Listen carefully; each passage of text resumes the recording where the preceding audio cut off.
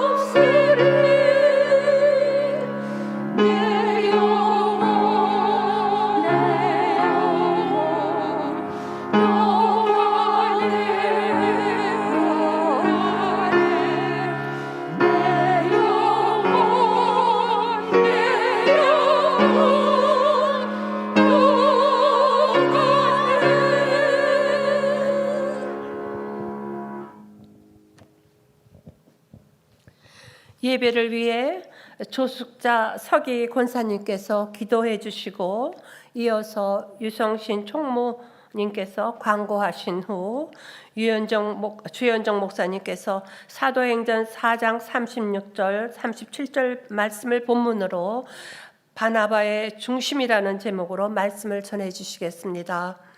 많은 은혜의 시간 되시기 바랍니다.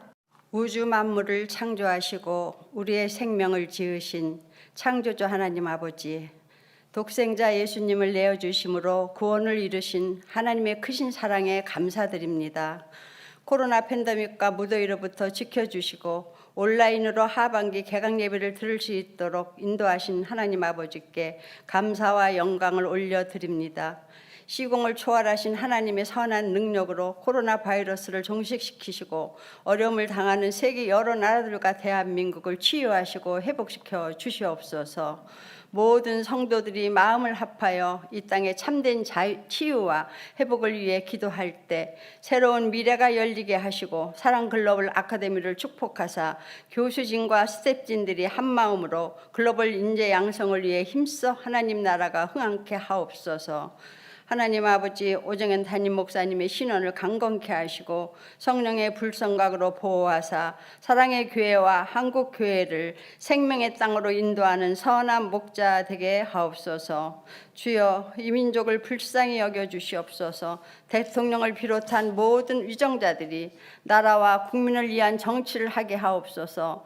강구 없는 것은 건강가정법, 기본법과 포괄적 차별금지법 등 모든 악법들이 국회에서 통과되지 못하도록 막아주시고 이 땅에 참 자유와 평화가 임하게 하옵소서. 내년 3월 대통령 선거에서 이 땅의 진정한 통치자가 하나님이심을 깨닫는 의로운 지도자가 선출되어 대한민국을 이끌고 국민 모두가 지도자의 복을 누리게 하옵소서. 하나님 아버지, 주현종 목사님 사역에 기름 부어 주시고 가족이 모두 건강하고 화목한 가정 이루게 하옵소서.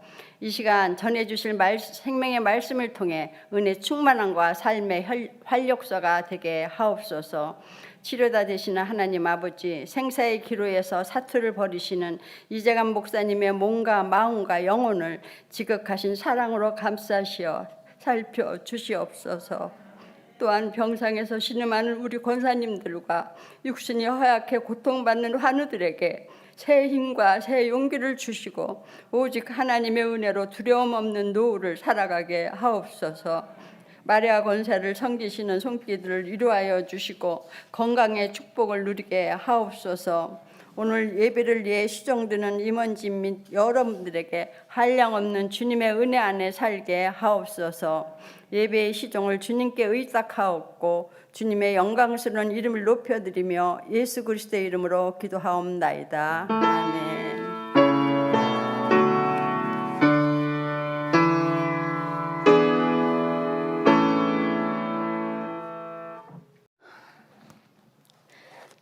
샬롬, 반갑습니다.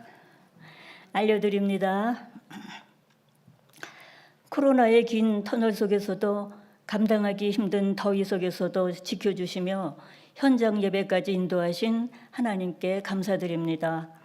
8월 마리아 권사의 모임을 온라인 예배로 인도하시는 주현정 목사님께 감사드립니다. 9월 정기 모임은 현장에서 예배드릴 수 있도록 기도해 주시길 부탁드립니다. 중보 기도가 필요하신 분들은 교구장님들께 연락 주시면 함께 기도로 돕겠습니다. 이상입니다. 감사합니다. 반갑습니다. 네. 하나님 말씀은 사도행전 4장입니다.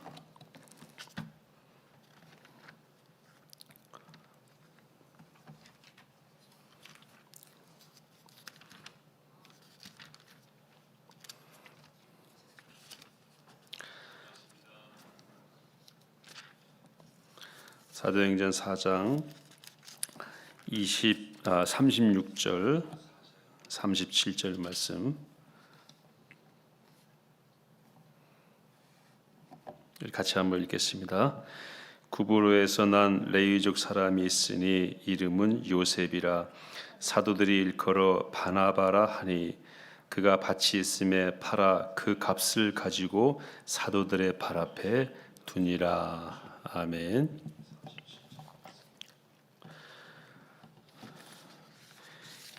제가 그 사도행전을 한번 이렇게 처음부터 끝까지 짧은 시간 안에 쭉 읽으면서 이제 마음에 와닿았던 인물 중에 한 분이 바나바였습니다.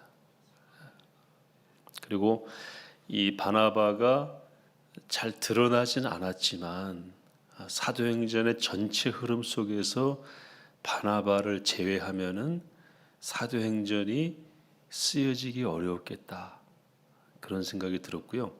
특별히 바울에게는 바나바가 이렇게 기우는 집을 떠받치는 축대나 또는 이렇게 기둥 같은 역할을 했다, 이렇게 생각이 되어서 바나바를 한번 제가 묵상을 해봤어요. 그리고 우리 목마르거든이라고 하는 그 잡지에 한 2년 전에 이런 사람 바나바 이렇게 글을 한번 올리기도 했습니다. 보시면은 거기 있을 겁니다. 그런 내용을 중심으로 해서 오늘 이제 말씀을 준비를 했는데요. 여러분 사도행전 5장에 바로 그 뒤에 나오는 아나니아와 삽비라 부부 얘기 아시죠? 3시간 간격으로 남편이 먼저 죽고 아내가 그 다음 죽는 그 초대교회의 가장 비극적인 사건입니다. 이 사건을 통해서 예루살렘 교회 교인들이 정신을 바짝 차렸죠. 교회가 이거 장난이 아니구나. 하나님은 분명히 살아계시는구나. 그 사건을 제가 조금 설명을 드리면은 아나니아와 삽비라라는 사람이 밭을 팔아서 소유를 팔아서 이제 가지고 왔죠. 그러니까 성경 말씀 보면은 소유를 팔았다라고 돼 있으니까 그 중에는 뭐 밭도 있겠고 폐물도 있겠고 뭐 이런 것들을 팔았다고 볼 수 있겠죠. 그래서 얼마를 어떻게 했습니까? 그 중에 얼마를 성경에 감췄다고 돼 있어요. 여기 이제 의도가 있는 거죠. 감춰서 요즘 말로 하면 빼돌리고 나머지를 가지고 온 거예요. 그 앞부터 보시면은 사도행전 4장 3장부터 쭉 보시면은 이렇게 드린 헌금으로 그 당시에는 이제 구제를 많이 했어요. 그런 용도로 아마 헌금을 드리지 않았을까. 그런데 팔아서 감췄다. 제가 이거 조금 성경에 나오지 않는 내용이지만 정황적으로 봤을 때에는 내가 이거 팔았다라고 했을 것 같아요. 내 집 고려부동산에 내놨어. 광고하고 5천만 원에 팔렸어. 광고하고 그 중에 얼마를 빼돌린 거죠. 그러니까 이제 드러나게 했다라고 볼 수가. 드러나게 하지 않았으면 감추는 게 의미가 없죠. 그리고 그걸 사도들의 발 앞에 두었는데 베드로가 그걸 알아차렸어요. 어떻게 알았는지는 성경에 나와 있지 않지만 하나님의 사람 또는 하나님의 특별한 능력을 주셔서 베드로가 그걸 알게 됐던 것 같아요. 그래서 베드로가 이제 묻죠. 어찌하여 사탄이 내 마음에 가득하여 내가 성령을 속이고 땅값 얼마를 감추었느냐. 그러니까 이 아나니아가 거짓말을 한 거잖아요. 이 거짓말은 네가 한 거짓말은 하나님께 한 것이다 하는 말을 듣고 아나니아가 대꾸도 못한 채로 죽게 됩니다. 성경에는 대꾸한다는 말이 없어요. 그 다음에 3시간 뒤에 삽비라가 왔는데 모르고 왔어요. 야, 이제 우리 남편이 이렇게 부동산에 다 광고한 그걸 바쳤다고 얘기했으니까 아마 대단한 직분을 얻었을 거야. 또는 엄청난 그 예루살렘 교회 안에서 사도들에게 신뢰를 얻었을 거야. 요즘 우리말로 하면 주목사가 되게 좋아할 거야.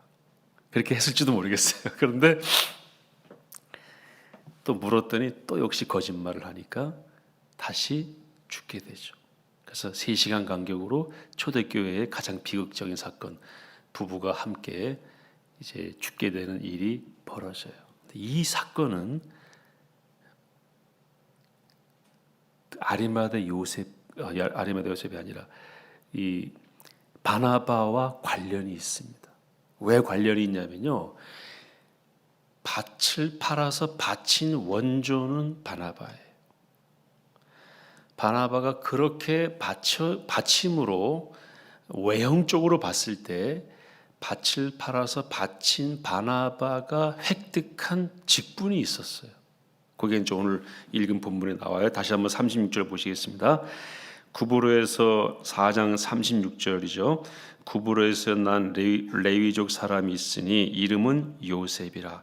사도들이 일컬어 뭐라 그랬습니까? 바나바라. 원래 이름은 뭐예요? 요셉. 근데 사도들이 바나바라고 하는 뭐를 준 겁니까? 직분을 준 겁니다. 우리 교회 오면은 다들 바나바 하죠. 우리 이 모임이 무슨 모임이에요? 마리아 바나바 모임이에요. 왜냐하면 바나바라는 말을 의역을 하면은요 권사라는 뜻이에요. 여기 나오잖아요. 번역하면 누구의 아들이에요? 위로의 아들이라. 권사가요 권면하고 위로하다는 뜻이에요. 아시고는 계십니까? 그렇죠? 그러니까 여기서 나온 직책명이라고 보시면 돼요. 그러니까 이걸 제가 조금 이제 요즘 상황으로 조금 이렇게 그 상황적으로 다시 한번 표현하면은 이 요셉이라는 사람이 밭을 팔아서 바쳤더니 사람들이 그를 뭐라고 불렀어요? 권사라고 불렀어요. 바나바 이렇게 불렀어요. 그것이 그 교회에 퍼지게 되었고 아나니아와 삽비라가 그 다음날 집에 가서 가족회의를 열고 야 우리도 뭐 갖다 바치는 그런 행위를 좀 해야 되겠다. 그렇게 한 걸로 보이고 제가 이와 같은 해석과 설교를 들어본 적이 있습니다. 그랬을 것 같아요. 그러니까 감추고 거짓말을 한 거죠. 아니 밭을 팔아서 가지고 오라고 한 적도 없고 밭을 팔아서 그걸 다 가지고 오라고 한 적도 없어요. 그런데 둘 다를 그렇게 포장을 한 거죠. 그래서 이 5장의 예루살렘 교회 최초의 비극의 사건은 누구로부터 연결된다고요? 바나바, 요셉으로부터 연결이 된 사건이에요. 그런데 이 요셉, 다시 말해서 바나바가 어떤 사람이냐? 오늘 성경에 잘 나와 있죠. 다시 한번 보시겠습니다. 36절에 어디에서 난 사람이에요? 구브로. 구브로는 어딘지면은요. 요즘 말로는 사이프러스라고 합니다. 성경에 구브로라는 단어가 사도행전에 여러 번 나와요. 근데 사이프러스는 그리스와 터키 사이에 있는 섬이에요. 지금도 사이프러스는 남북으로 나뉘어져서 유혈 분쟁이 있는 곳입니다. 한번 댁에서 찾아보시면 아실 거예요. 거기 출신이라고 돼 있어요. 그죠? 구브로 출신입니다. 거기서 태어났어요. 자, 두 번째. 이분의 지파가 무슨 지파죠? 레위 지파예요. 제가 이 둘을 가지고 묵상을 해봤어요. 근데 많은 분들이 같은 지적을 합니다. 첫째는 레위인은 자기가 사는 곳이 정해져 있습니다. 그렇죠? 여호수아가 정복 전쟁을 마치고 땅을 분배할 때 다 땅을 줬지만 레위 지파에게는 땅을 줬습니까? 안 줬습니까? 이유가 뭡니까? 레위인으로서 그 일부가 제사장, 또 다른 레위인들은 12지파가 사는 그 땅에 골고루 퍼져 살면서 그 땅에서 이제 영적인 지도자 역할을 하라고 전적으로 그 일만 하기 때문에 생업에는 신경 쓰지 말라고 땅을 주지 않은 거예요. 대신 그곳에 사는 주민들이 11조를 모아서 그거를 제사나 성전 유지나 레위인들을 위해 쓰라고 한 거예요. 그래서 레위인은요 이중 신분이에요. 이스라엘에 속해 있지만 이스라엘에 속하지 않은 지파입니다. 하나님께서 레위 지파를 뭐라고 말씀하셨죠? 레위 지파는 내 거다 그러셨어요. 기억나시죠? 그러니까 레위 지파는 함부로 살 수 있는 사람이 아니야. 제가 그래서 레위 지파에 대한 명칭을 영적인 공무원이다 이렇게 붙였습니다. 공무원은 못 따라갑니까?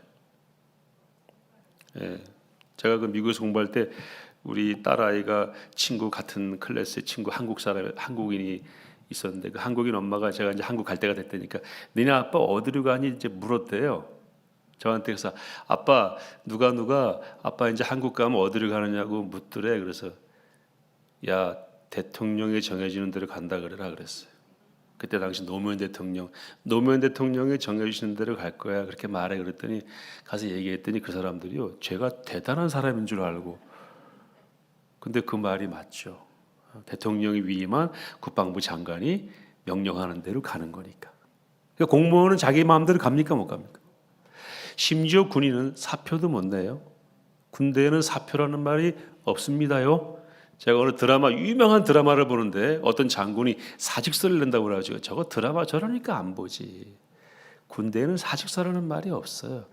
전역 지원서. 지원만 할 뿐이에요. 결정은 누가 하느냐? 지휘관이 체계를 따라서 결정하면 받아들여지면 나가고 안 받아들여지면 계속 근무하는 거예요. 자기 자유가 있습니까? 없습니까? 없어요. 공무원은. 그걸 자기가 선언하고 들어간 거. 그러니까 레위인은 무슨 공무원이라고요? 영적인 공무원. 거주 이전의 자유가 있습니까? 없습니까? 없어. 그것이 문제가 되었던 게 사사기에 나오는 그 유명한 사건이에요. 나중에 한번 다시 보시고요. 그래서 어쨌든 이 요셉, 다시 말해서 바나바의 책임은 아닐지라도 그 아버지나 조상 때부터 뭐를 어긴 겁니까? 자기가 감당해야 될 영적인 지역을 이탈해서 어디로 간 겁니까? 구브로라고 하는 저 먼 이방 땅으로 간 거예요. 어디에 있다고요? 구브로가? 터키와 그리스 밑에 있는 섬이에요. 지금도 분쟁 지역이에요. 제가 구브로 지역을 한번 지나가는데 구브로 섬을 표시해 놓고요. 빨간 피를 그려놨어요. 지금 여기 피가 흐른다고. 지금도 그렇습니다. 그 첫째는 자기가 지켜야 될 그 지역을 떠난 사람의 후손 또는 거기에 동조한 사람이죠. 그러니까 레위 지파로서는 온전한 자기 책임을 못하고 있는 사람의 후손이에요. 어떻게 예루살렘에 왔는지는 모르겠고 어떻게 예수님을 영접했는지는 성경에 나오지 않아요. 그렇지만 과거에 그런 사람이었어요. 온 지 얼마 안 됐다고 볼 수 있습니다. 두 번째는 구브로에서 난 레위족 사람이 있으니 이름은 바나바, 요셉이라. 그 다음에 37절에 그가 뭐가 있었습니까? 밭이 있음에. 이 두 가지가 문제. 첫째는 구브로에서 태어났다는 게 문제고 두 번째는 밭을 가졌다는 게. 아까 말씀드렸죠. 레위 지파는 자기 소유가 있습니까? 없습니까? 없어요. 그 대신에 모든 이스라엘 백성이 전적으로 책임지도록 돼 있어요. 왜냐하면 레위 지파는 하나님의 것이기 때문에. 그래서 오늘날 모든 그리스도인은 영적으로 레위인이다라고 제가 한 3, 4년 전에 레위 강의할 때 말씀드린 적이 있습니다. 그거는 더 깊은 말씀이 있으니까 또 다른 시간에 기회가 되면 말씀을 드리겠습니다. 이 두 가지가 문제였어요. 레위 지파는 개인 소유가 있으면 안 돼요. 왜냐하면 내 삶을 전적으로 누구한테 의지하는 겁니까? 하나님께 의지하고 그 일에만 내가 최선을 다하겠다. 그런데 부동산을 가지게 된 거예요. 여러분 부동산 가지는 거 그거 죄 아닙니다.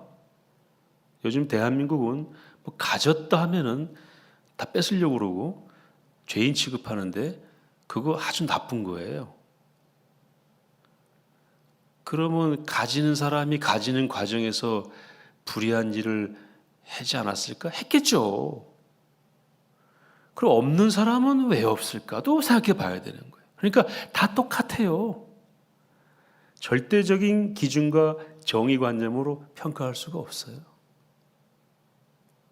그런데 레위인은 하나님께서 다른 대안을 주시면서 너희 소유는 갖지 않도록 했는데 밭을 가졌다. 이게 문제. 그러니까 바나바는 문제적 인물이었다. 아주 많은 문제가 있지는 않았지만 청문회 서기에는 부족했다. 그런데 그가 예수님을 만난 다음에 이제 한꺼풀 그의 과거의 부족함과 미흡함을 덜어내면서 하나님의 사람으로 쓰임을 받게 되는데 바나바가 쓰임받은 위치가 오늘 우리가 함께 나눌 핵심이에요. 뭐냐면은 항상 조력자로서 쓰임받고 남들이 힘들고 어려워하는 그 자리에 먼저 가는 사람이 바나바입니다. 제가 두세 가지 예를 말씀드릴게요.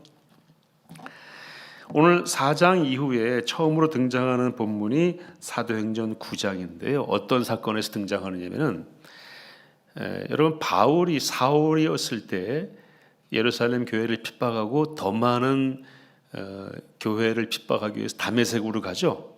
가다가 성령을 하나님 만나서 눈이 멀어서 다시 복귀하잖아요. 복귀할 때 바울이 돌아온다고 하니까 예루살렘 교회가 난리가 난 겁니다. 아니 또 온단 말이야. 바울이 그렇게 된 거예요. 그때는 사울이었죠. 아니 저 시리아의 다마스커스 지금도 바울이 시리아의 다메섹 교회를 치러 갔던 길이 어설프게 남아 있어요. 제가 그 길을 골라온권에 올라가서 저희 한번 봤잖아요. 목사님 우리 저 길로 갔을 거라고. 다마스커스까지 거의 갔는데 얼마 있다가 들려오는 소문이 돌아온다고. 그러니까 예루살렘 교인들이 발발 떤 거예요. 교회를 잔멸할세. 예수님께서 네가 왜 나를 핍박하느냐. 그렇게 성경에 기록될 정도로 교회와 사울은 상극이었어요. 오늘날 우리가 교회가 많은 지금 어려움을 당하고 있는데 이거는 양반이에요. 낭만적이죠. 그래도 지금 우리가 모여서 소수라도 예배드리고 또 우리가 유튜브로 예배를 드리니까. 근데 그 당시에는 다 죽여버렸다고요. 근데 사울이 이제 돌아온다고 하니까 예루살렘 교회가 바들바들 떨면서 사울이 회개했다는 얘기도 들리고 이제 안 그럴 거라는 얘기도 들리고. 그 정말이냐 그게? 누군가 가서 확인해야 될 거 아니에요. 그 좋은 일이에요? 어렵고 힘든 일이에요?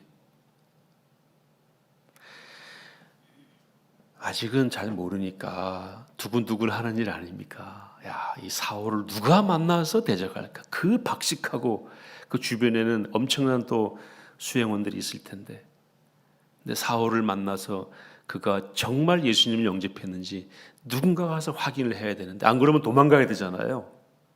탈레반에 들어온다는데 들어오면서 이제 우리 그렇게 안 할 거야 라고 얘기한다는데 그거 어떻게 확인할 거야? 그럼 누가 가서 만나서 좀 대화를 해봐라. 누가 갈 거예요? 가실 거예요? 여러분 자식이 그 자리에 뽑혔으면 그래 너 갔다 와라 그럴 거예요? 그 법무부 차관 우산 드는 사람처럼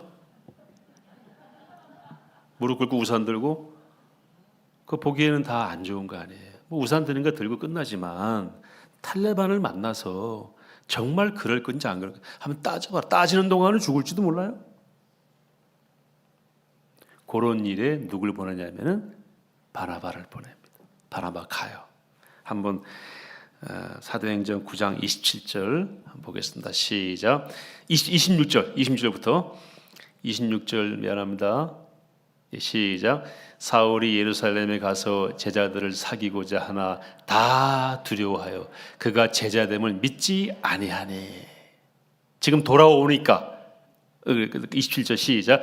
바나바가 데리고 사도들에게 가서 그가 길에서 어떻게 주를 보았는지와 주께서 그에게 말씀하신 일과 다메섹에서 그가 어떻게 예수의 이름으로 담대히 말하였는지를 전하니라.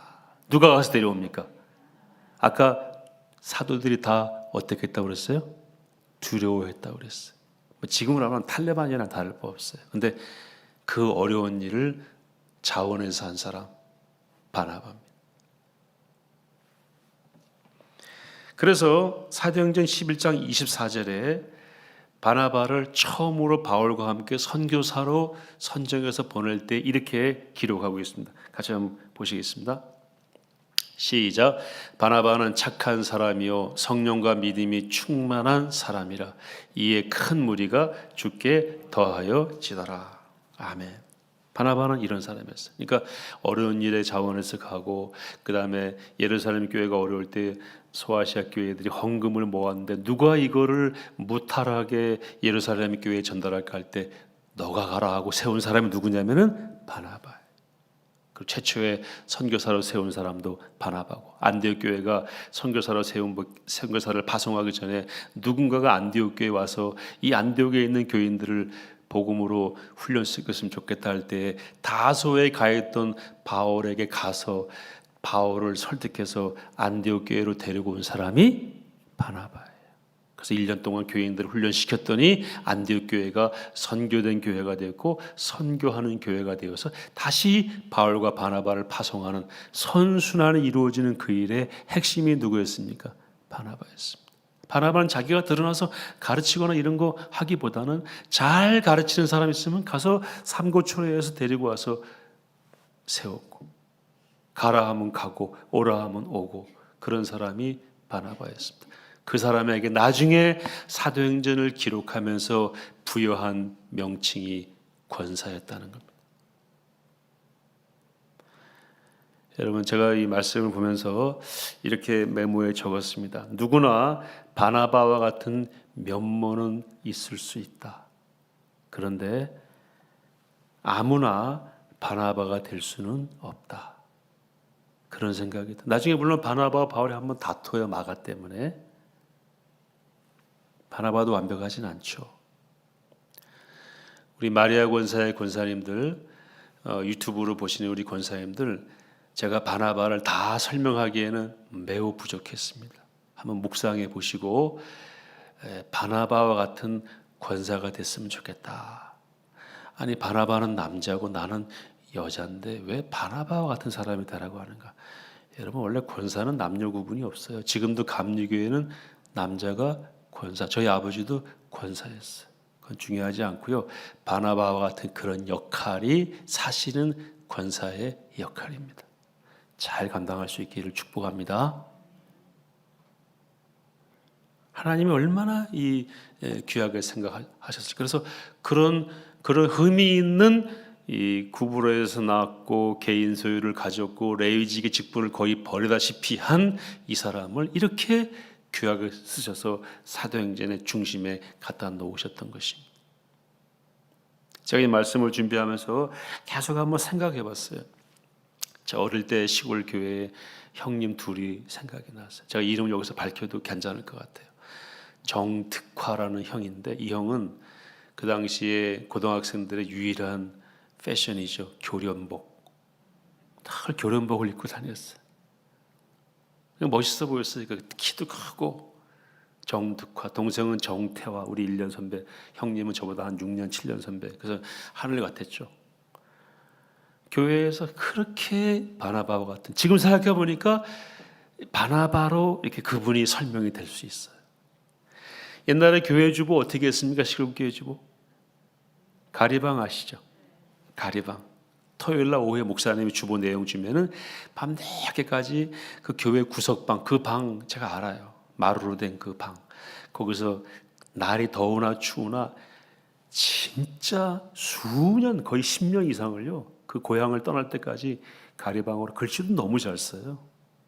가리방으로 다 해가지고 이거 아시죠? 잉크로 해서.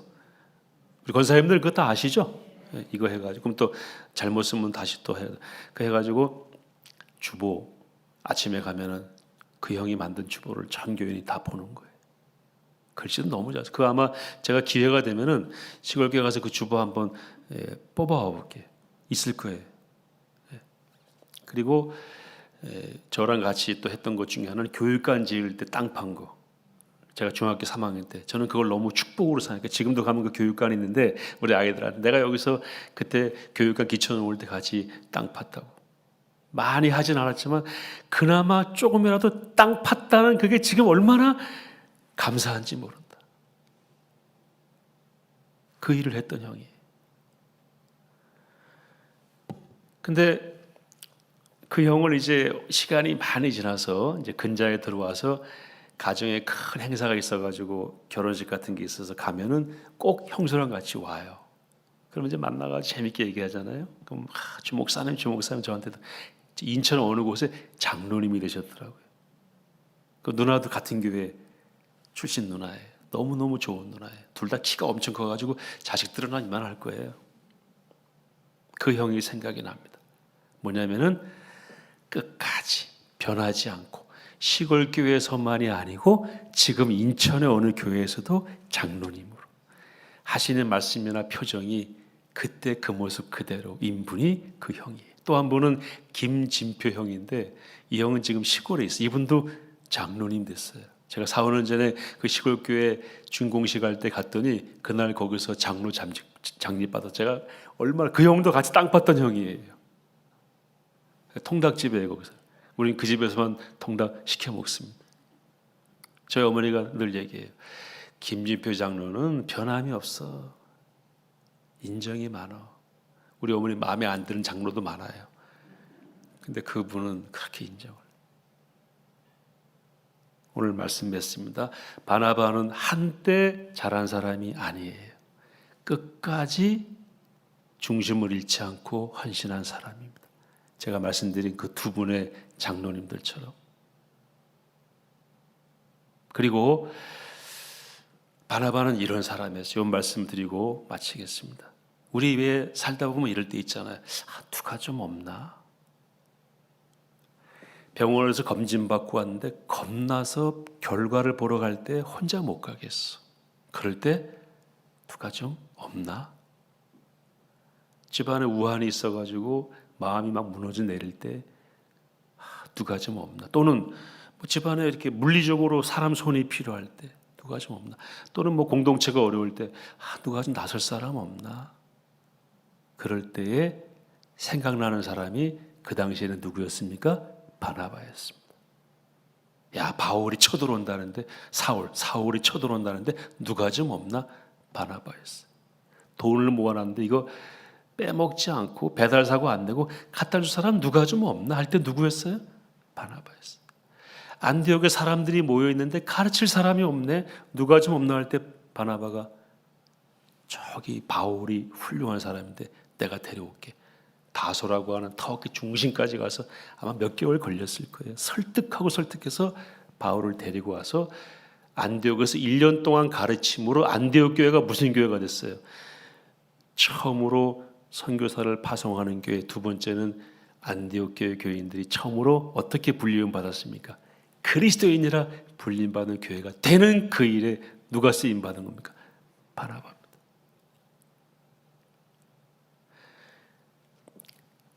저는 군 생활을 좀 했잖아요. 전투복이 있어요. 전투복을 입는 군인들에게는 정반대의 옷이 또 하나 있는데요. 예복입니다. 또는 연미복 아시죠? 제비꼬리. 이 두 개가 다 주어져요. 저는 이렇게 해석합니다. 전투복을 입은 사람만이 연미복, 파티복을 입을 자격이 있다. 전투복을 옷장에 넣어놓고 파티만 찾아다니는 사람은 일꾼이 아닙니다. 반대로 하셔야 돼요. 파티복은 옷장에 넣어놓고 나는 영적인 전투 현장에서 있는 것이 나는 그것이 나에게는 연회와 같고 파티와 같다. 이런 마음으로 우리가 헌신하는 그렇게 뽑혀진 분들이 저는 권사님들이라고 생각하고 그런 역할을 잘 감당하실 수 있기를 다시 한번 예수님의 이름으로 축복합니다. 은혜로우신 아버지 하나님, 오랜만에 모인 저희들이 하나님이 귀히 쓰셨던 바나바에 대해서 묵상하고 정말 영적으로 하나님의 뜻 가운데 세움받은 권위자, 권사로서의 역할을 잘 감당할 수 있기를 원하오니 중심도 바나바처럼 흔들리지 않고 또 충성의 시점도 끝까지 변하지 않고 가는 저희 모두가 될 수 있도록 가정과 또 거리에서 교회에서 어디에서든 권사님으로 쓰임받기 부족함이 없는 마리아 권사의 모든 권사님 될 수 있도록 함께하여 주시옵소서. 예수님의 이름으로 기도 올리옵나이다. 아멘. 우리 같이 기도하고 이제 마무리하도록 하겠습니다. 이명교 권사님 많이 어려우신데요. 여러 가지 암이 지금 중첩이 돼 있으세요. 그래서 지금 치료 중에 있는데 기도해 주시고, 황재순 권사님 항암 치료, 송민신 권사님 다리 골절로 어려움이 있고요. 김기자 권사님 항암 치료, 김기자 B 권사님이 아니고 B 권사님 오셨죠? 예. 김지영 권사님, 마성희 권사님 무릎 수술 재활, 그리고 우리 아까 조 권사님 기도해 주신 대로 이재관 목사님이 7월 27일 날 이제 수술하시고 회복 중에 이제 염증이 이제 발생이 됐어요. 그래서 염증으로 인해서 그 염증이 수술하신 부위가 여기거든요. 염증이 이제 뇌로 올라가서 현재는 이제 뇌 쪽에 염증이 이렇게 번져서 이제 그 폐혈증에다가 이제 병명을 보니까 이제 폐혈증에다가 뇌수막염 이런 쪽으로 간 것 같아요. 그래서 지금 많이 어려운 상태고 우리 사모님하고 가족들하고는 계속 저희들이 대화하고 필요한 소통을 하고 있습니다. 그런 상태인데 하나님이 이렇게 건져내 주시기를 우리 기대하면서 계속 기도로 도와주시면 감사하겠습니다. 그 기도가 필요한 그 시점이 되면 그 내용을 제가 올려드리잖아요. 그러니까 혹시 기도 제목이 왜 안 올라오나 하면 이전의 기도 제목이 유지가 되는 거다 이렇게 생각하시고 기도로 마음 모여주시면 고맙겠습니다. 강대인 부목사님 우리 모친상 당하셨고 천광수 권사님 남편 소천하셨고 김기자 권사님 B 권사님 시모님 소천하셨습니다. 우리 이런 내용을 놓고 한번 중보기도 하고 제가 마무리기도 하겠습니다. 저를 따라 한번 기도하시겠습니다. 주여 은혜를 주옵소서. 주여 치료하여 주옵소서. 주여 위로하여 주옵소서. 존귀하신 아버지 하나님, 우리의 생명의 주관자가 되시는 하나님 아버지, 이런저런 사정으로 병상에 누워 계시는 우리 마리아 권사의 권사님들 그 가족들을 지켜주시고 주님의 그 품 안에 안아주셔서 아버지 어떠한 상황에 있더라도 주님의 인도하심을 기대하며 또 우리를 이미 구원하신 하나님의 구원 사역을 바라보며 승리하는 각 가정과 여종들이 될 수 있도록 주님 인도하여 주시옵소서. 이명교 권사님 그 일생을 주님이 아시오니 위로하여 주시고 눈물과 한숨과 육체의 질고를 주님께서 치료하여 주시고 회복시켜 주시고 눈물을 거두어 주시고 그 삶을 주님께 의지하는 가운데 일어서는 여정이 되게 하여 주시옵소서. 황재순 권사의 항암 치료 이제 시작되었습니다. 그 감당할 만한 체력을 허락하셔서 그 면역력을 가지고 승리하는 여정이 되게 하시고 성민신 권사님 골절해우 수술과 재활 과정에 있습니다. 주님 붙잡아 주시옵소서. 김기자 권사님 항암 치료와 면역력 붙잡아 주시고 김지영 권사님 척추 디스크 허리 척추 아버지 하나님 그 허리로 인하여 더 이상 어려움 당하지 않도록 주님 인도하여 주시고 이번에 수술과 이번에 모든 치료로 인하여서 완전히 회복되는 역사가 있게 하여 주시옵소서. 마사이 권사님도 붙잡아 주시고 아버지 하나님 내일 모레 있게 되는 무릎 수술 그 이후의 재활까지 은혜 베푸셔서 온전한 회복을 기대하며 나아가는 그런 가정과 여정이 되게 하여 주시옵소서. 존귀하신 아버지 하나님, 귀한 여종들과 가족들을 위해서 저희들 함께 마음 모아 하나님께 부르짖으며 기도했습니다. 치유의 하나님께서 각 병상마다 침상마다 임재하셔서 위로하여 주시고 승리하는 여종들로 인도하여 주시옵소서. 집도하는 의사들과 투약되는 약물들 그리고 간호사님들 모든 돕는 의료진 모두에게 이 한 분을 위해 최선을 다할 수 있도록 도우시고 조금도 빈틈이 없이 또 다른 후유증이 발생하지 않도록 그들의 손을 통하여 하나님의 치유가 나타나는 현장이 되게 하여 주시옵소서. 하나님이 귀 쓰시는 종 이재감 목사님을 위해서 기도합니다. 이 목사님 지금 어려운 가운데 있사오나 하나님께서 생명의 주관자가 되시는 하나님께서 그 생명을 붙드시고 그 생명을 다시 한번 소생케 하시며 우리와 함께 주님의 영광을 바라보고 교회를 섬기며 성도를 섬기는 그 자리에 나올 수 있도록 은혜 베풀어 주시옵소서. 내조하시는 사모님과 안타까운 마음으로 지켜보는 모든 가족들을 위로하시고 그 마음을 주님이 받으시고 엎드려 기도할 때마다 눈물을 거두어 주시며 한숨을 거두어 주시고 주님의 생명의 은혜로 그들에게도 함께하여 주시옵소서. 예수님의 이름으로 기도 올려옵나이다. 아멘. 9월 27일 정기 모임인데 이때는 정말 저희가 다 모여서 예배드릴 수 있도록 그렇게 오기를 바라고요. 또 정부가 뭐 노력하고 있습니다만 지금 백신이 아직 잘 안 들어오고 있는데 백신과 치료제가 관건이거든요. 여러분 코로나는 과학자들이나 역사적으로 봤을 때에 사라지지 않습니다. 역사적으로 제가 이렇게 자료를 찾아보고 책을 보니까요. 세균이나 바이러스가 인간에게 침투했다가 인간이 물리친 경우는 없대요. 놀라운 거는요. 스스로 사라진대요. 그 스스로 사라진 놀라운 바이러스가 2개가 있더라고요. 역사적으로 본 게. 그거는 다 죽이다시피 하다가 그냥 사라졌대요. 그러니까 이게 정말 성경에 나오는 대로 기근과 역병과 그 지진 이런 것들은요, 하나님의 손에서 하나님이 관리하시는 거예요. 우리가 물러가 온갖 지혜를 다 짜봤자 역사의 결론은 뭐냐면 사라지지 않아. 이길 수 없어요. 감기 지금 이기고 있나요? 그래서 그렇게 영적인 지혜를 가진 분들이 이 문제를 컨트롤해야 되는데 지금 잘 모르겠어요. 그러니까 교회에서 그런 분들에서 어떻게 되겠습니까? 기도하고 또 우리가 자꾸 얘기를 해야 되겠죠. 제가 이번 주 수요일 설교는 지금 1년 한 7, 8개월 코로나가 우리 사회에 이렇게 창궐 했는데 거의 처음으로 코로나에 대해서 한번 설교하려고 그래요. 우리 포에버 설교 때. 역사적으로 봤을 때 이 코로나는 우리가 이 안에 있는 하나님의 메시지가 무엇일까 하는 거를 빨리 찾고 교회도 이런 기회에 정말 더 튼튼하고 건강한 교회로 거듭나는 그런 기회를 주시는 것이다. 이렇게 보고 지혜롭게 대처를 해야 될 것 같아요. 근데 객관적으로는 뭐 공연장에 2,000명 오케이, 교회는 7,000명 들어가는 공간에도 99명만 오케이. 이거는 말이 안 되는 거예요. 이래 가지고는 방역이 안 됩니다.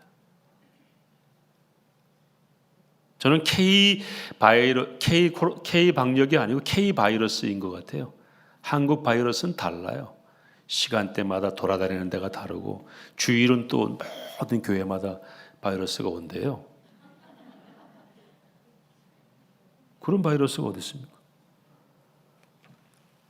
9월 27일은 이런 모든 이 허위 그리고 거짓된 것들 그리고 과학적이고 의학적이지 않은 이런 접근 이 모든 것들이 바로 잡혀서 정말 우리가 또 여기 계신 분들 100% 백신 맞으셨죠? 안 맞으신 분 나가세요. 여기 아무도 안 계세요. 저도 맞았습니다. 저 간사님도 맞고. 그러면은 사실은 굉장히 안전한 곳이에요. 제 우스갯말로 어떤 분들이 그러더라고요. 그 코스코 같은 데 가서 예배드리면 제일 안전하다고. 교회는 바이러스가 많이 온다니까. 코스코 가면 바이러스가 없대요. 왜냐하면 바글바글해요. 바글바글이라는 말이 한 글자도 안 틀려요. 막 치잖아요. 계산하려면 몇 분 기다립니까? 한참 기다려요. 계산하는 줄은 따박따박 붙어가지고.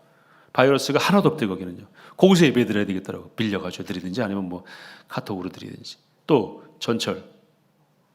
이런 얘기가 우스갯스러운 얘기가 나오게 하면 안 되고 정말 과학적이고 의학적이고 그리고 더 나아가서 영적으로 이 문제를 접근해서 9월 27일에는 우리가 여기서 정말 완전하게 방역 지침을 지키면서 안전한 가운데 예배드릴 수 있는 그날이 올 수 있기를 기도해 주시기를 부탁드립니다. 그날이 온다는 얘기는요, 이제 제대로 뭔가가 작동이 된다는 의미이기 때문에 우리가 예배드리고 안 드리고보다 더 중요한 일입니다. 그건. 말도 안 돼. 심장이 뛸 정도로 말도 안 돼. 조 권사님이 기도하셨지만 차별금지법 안 됩니다. 제가 다 분석해 봤어요. 차별금지법은요, 완벽한 차별법이에요. 그게 되면은 기업이 먼저 망합니다. 그리고 제가 말씀드렸죠. 지난번에 이거 생방송 나가는 제가 알고 말씀드리는 거예요. 다들 아셔야 돼요. 그 밖에 성 이렇게 돼 있어요. 남성, 여성, 그 밖에 성. 그거는요, 자기가 그날 얘기하면 그게 자기 성이 되는 거예요. 감정에 따라서 그 사람이 느끼는 그걸 존중해 주도록 돼 있어요. 그 제가 말씀드렸죠. 남자가 오늘은 나 여자 같아. 그럼 어디로 가는 겁니까? 여자 목욕탕 가는 거예요. 그 목욕탕 주인이 어디 여기 들어와?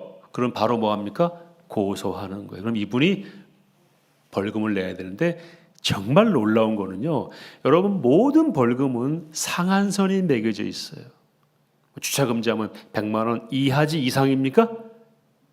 모든 벌금은 다 상한선이 매겨져 있어요. 근데 차별금지법에 나온 벌금은 얼마 이상입니다. 상한선이 없어요. 이건 처음인데 제가 아는 상식으로는 우리나라 모든 형법에 나오는 벌금 조항 가운데 상한선이 없는 건 차별금지법이 처음이고요. 두 번째로 상한선이 없는 법이 요즘 떠드는 법이 무슨 법입니까? 언론중재법에 상한선이 없어요. 그거 두 개 보고 이거는 자유민주주의 체제에서의 법이 아니다. 그것만 봐도 무한히 징벌하겠다. 그건 있을 수가 없어요. 기업이 제일 먼저, 교회는 둘째. 어디가 먼저 망가진다고? 차별금지법 저거 되면은 기업이 먼저. 외국인 노동자 월급 조금만 1,000원만 덜 줘도 뭐 한 게 돼요? 차별금지가. 차별한 게 되기 때문에 그 외국인 노동자가 수하면 거기 국적도 차별두지 못하게 돼 있어. 아니 그러면 내가 회사 사장인데 아주 미숙한 지금 어디 제3국에서 온 노동자가 있으면 가르치면서 교육시키면서 일을 맡겨야 될 거 아니야. 그러면 월급 체계를 낮추면 그게 뭐가 되는 거야? 차별은 그걸 입증을 또 본인이 해야 돼. 이 사장이 나 차별하지 않았다는 걸 사장이 해야 돼. 그리고 여러분 LA에 실제로 한인 목욕탕에 남자가 들어온 거 아시죠? 여자 목욕탕에 쫓아냈다가 걸린 거 아시죠? 실제 일어나는 일이에요. 이런 법은요 있을 수가 없어요. 무슨 공교한 말로 설명해도 현재 국회에 제출된 차별금지법 조항은 문명사회에서는 받아들일 수가 있다 없다? 없다. 교회를 위해서 그러는 게 아니고 누구를 위해서? 우리 사회 요소 특별히 기업을 위해서는요 이건 절대로 받아들일 수 없어요. 난리 날 겁니다. 아마 그거 통과되면. 건강가정기본법은 다 페이크, 다 사기치는 법들이에요. 다 거기서 거기에요. 여러분 이거 위해서 기도해 주셔야 우리가 후손들에게 욕을 안 먹습니다. 우리의 손주 손녀들이 엄마 아빠 할아버지가 그거 왜 안 막았어 그러면 그때 뭐 코로나 때문에 마스크 쓰고 있어가지고 얘기 못해. 코로나가 그렇게 무서웠어. 지금 알고 보니까 코미디였네 뭐. 그럼 뭐라고 그럴 거예요? 자 그래서 오늘 찬송은 그런 결기를 담아서 부름받아 나선 이 몸으로 마지막 찬양하겠습니다. 어디든지 가오리다. 복음 들고 가오리다. 우리 지금 자기가 박수면서 하겠습니다. 부름받아 나선 이 몸 어디든지 가오리다. 괴로우라 즐거우라 주만 따라 가오리니 어느 누가 막으리까 죽음인들 막으리까 어느 누가 막으리까 죽음인들 막으리까 아골 골짝 빈들에도 복음 들고 가오리다. 소돔 같은 거리에도 사랑 안고 찾아가서 종의 몸에 지닌 것도 아낌없이 드리리다. 종의 몸에 지닌 것도 아낌없이 드리리다. 존귀 영광 모든 권세 주님 홀로 받으소서.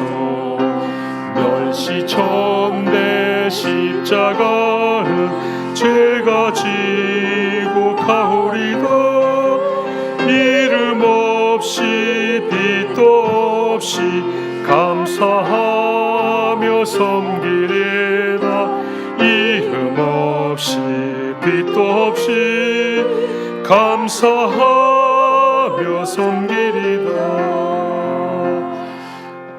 제가 지난주에 그 백령도요를 갔다 왔는데요. 다른 어떤 행사가 있어서 갔다가 토요일날 나와야 되는데 그 파도가 높아가지고 못 나왔어요. 주일날 거기서 백령도 교회에서 예배를 드렸는데 백령도 교회는 전 교회가 정상 예배 드리더라고요. 감사했던 것이 육지에서 정상 예배 못 드리는 교회들을 위해서 간절히 기도하더라고요. 주보에도 기도하고 장로님이 기도할 때도 기도하시고 또 하나는 그 주보에도요 차별금지법 반대가 딱 써 있어요. 건강가정 기법 다 반대해야 된다고. 근데 우리 교단인데 보니까 강례상 뒤에 하나님은 사랑이시라 딱 써 있어요. 제가 오랜만에 시골 교회에서 예배드리는데 아까 말씀드렸던 저희 시골 교회처럼 여러분 예수님이 머리인 교회는요 영적으로 느끼는 게 똑같더라고요. 정말 은혜로운 시간이었어요. 제가 일행과 떨어져가지고 예배를 혼자 드렸는데 정말 은혜로운 시간이었습니다. 그리고 이 찬송은 제가 결혼식 때 불렀던 찬송입니다. 제 결혼식 때. 결혼식 때 이 찬송 부르는 거 저는 아직 못 봤어요. 정말 그때 우리 둘이서 이런 마음으로 나가자라고 이거 불렀거든요. 이 찬송 제가 되게 좋아하는데 어떨 때는 내가 이 찬송 부를 자격이 있나라는 생각이 들 때가 있어요. 근데 우리가 어쨌든 그렇게 쓰임 받기를 바라는 마음으로 우리 1절만 다시 한번 하고 마치겠습니다.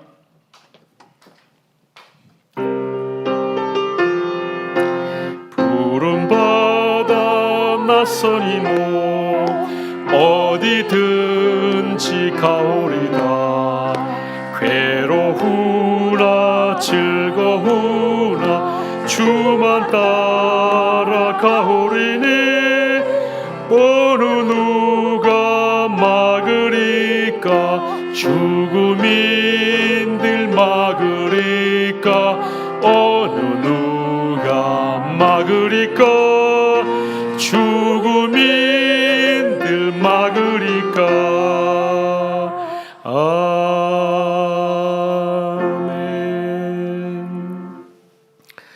지금은 교회의 머리이시며 가정의 주인이시고 또 국가의 진정한 통치자이시며 우리 각자의 유일한 구원자이신 예수 그리스도의 은혜와 하나님 아버지의 무한하신 사랑과 성령님의 교제케 하심이 오늘 부족하지만 사랑의 교회 마리아 권사로 마리아 권사의 일원으로 부름받은 우리 귀한 믿음의 여종들, 부족하지만 바나바처럼 신실하고 충성되고 용기 있는 일꾼으로 마지막까지 끝까지 쓰임받기로 마음에 다짐한 권사님들 머리머리 위에 가정들 위에 날마다 붙잡고 기도하는 손주 손녀들 사랑하는 자녀들 위에 권사님들이 눈물 흘려 기도하는 대한민국 위에 남북 통일 위에 사랑의 교회 위에 그리고 마리아 권사회 위에